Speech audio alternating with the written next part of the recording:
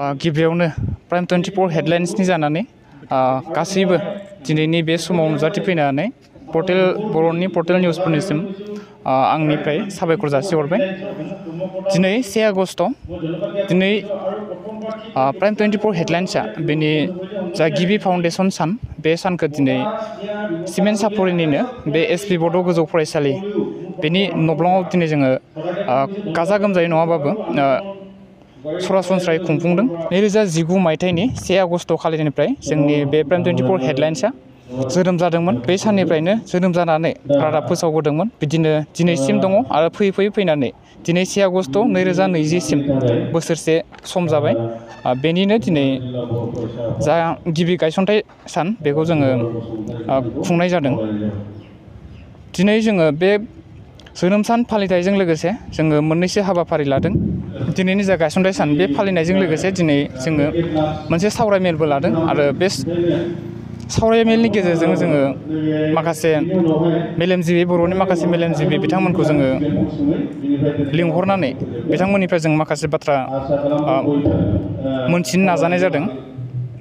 जोङो दिनैनि बे हाबाफारियाव गाहाय आलासि महरै लिंहरदोंमोन मिरु खौसेथि बर' सुबुं आफादनि मानगोनां आफादगिरि मिहिनेश्वर बसुमतारी सार आरो एपइन्टेड स्पिकार महरै लिंनानै लाबोदोंमोन जोङो सासे सेनियर रिपर्टार खौरांगिरि तुलन सनवाल बिथांखौबो जोङो हांख्रायनानै लाबोदोंमोन। आरोबाव एपइन्टेड स्पिकार महरैनो लिंनानै लाबोदों धेमाजि जिल्ला दुलाराय बर' फरायसा आफादनिनो आफादगिरि मानगोनां शिवराम बसुमतारी बिथां सारखौबो जोङो दिनैनि एपइन्टेड स्पिकार महरै लिंनानै लाबोदोंमोन। आरो बेनि अनगायैबो जोङो माखासे आलासिफोर लिंनानै लाबोबावदों जेरै बिरेन्द्र कुमार ब्रह्म सार फर्मार हेडमास्टार एफसि बड' एम इ स्कुल। आरोबाव रजत चन्द्र रामसियारि फाउन्डार जेनेरेल सेक्रेटारि आनडिभाइडेड लखिमपुर डिस्ट्रिक्ट अल बड' स्टुडेन्टस इउनियननि आरो बिदिनो गोबां मेलेमजिबिफोर जोङो हांख्रायनानै लाबोदों। बेबायदिनो दिनै जोङो बे हाबाफारिखौ खुंफुंनाय जादों। दिनै बे हाबाफारिनि गेजेरजों जोङो मोनब्रै जोङो बान्थाफोर फोसावदों। प्राइम 24 हेडलाइन्सनिफ्राय जोङो मोनब्रै बान्थाफोर फोसावदों। गिबियाव जोङो आलिचरन गयारि मेम'रियेल ससियेल वार्कार एवार्ड बे बान्थाखौ जोङो फोसावनाय जादों आरो बेखौ जोङो प्राइम 24 हेडलाइन्सनिफ्राय अलिचरन गयारि बिथांमोननि न'खरनोनो बे बान्थाखौ जों गथायनाय जादों। नैथियाव दङ Salsing Basumatary memorial best camera person award. बे बान्थाखौ जोङो महेश बसुमतारी बिथाङा जोंनि प्राइम 24 हेडलाइन्सनिनो बेस्ट केमेरा पार्सन महरै बे बान्थाखौ मोननो हादों। थामथियाव दंमोन Rathiram Boro' memorial best correspondence award. बे बान्थाखौ मोननो हादों जोंनि प्राइम 24 हेडलाइन्सनिनो सानजारि नोगोरनि अरुण ब्रह्म बिथाङा बे बान्थाखौ मोननो हादों।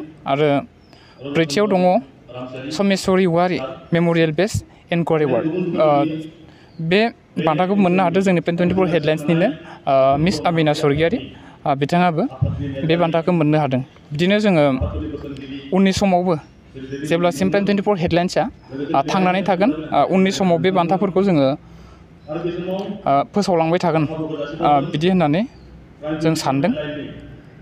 बे बान्थाफोरनि सोमोन्दै बेखौनो बुंगोन जोङो आलिचरन गयारि बिथाङा जोंनि बे सिमेन्ट सापरि ओनसोलाव सानजारि नोगोर ओनसोलाव गिबियै बर' बिजोंनि फरायसालि एसपि बड' हाइ स्कुल बेखौ बिथाङा गायसनजेनदोंमोन। बिथांमोननि थुलुंगानायावनो बे फरायसालिखौ गायसनजेनदों आरो बेनि थाखायनो दिनै माखासे बर' फरायसाफ्रा फरायनानै सोलोंथाइ लानानै गोबां सुबुं सम्पद बा सुबुं दोहोन जानो हादों बा बे फरायसालिनिफ्राय जोङो माखासे सुबुं दोहोन सोरजिनो हादों।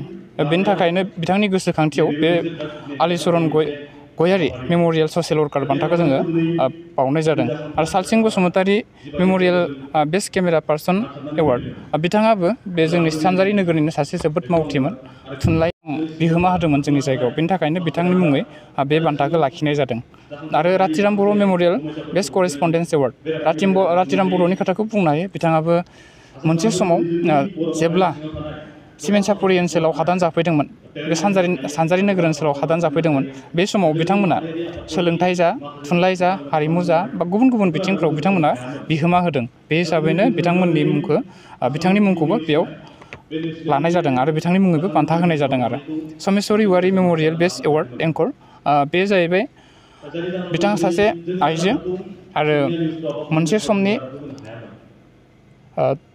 दुलाराय बर' आइजो अनसाय आफादनि सासे मावथिमोन बिथाङा जेब्ला दुलाराय बर' फरायसा आफादनि बड'लेण्ड सोमावसारनाय बे समाव बिथाङा आइजो जानानैबाबो गोबां बिहोमा होदोंमोन आरो बायदिसिना गुबुन गुबुन बिथिङाव गोबां बिहोमा होनायनि थाखाय बिथांनि मुङावबो बे बान्थाखौ लाखिनाय जादों बेखिनियानो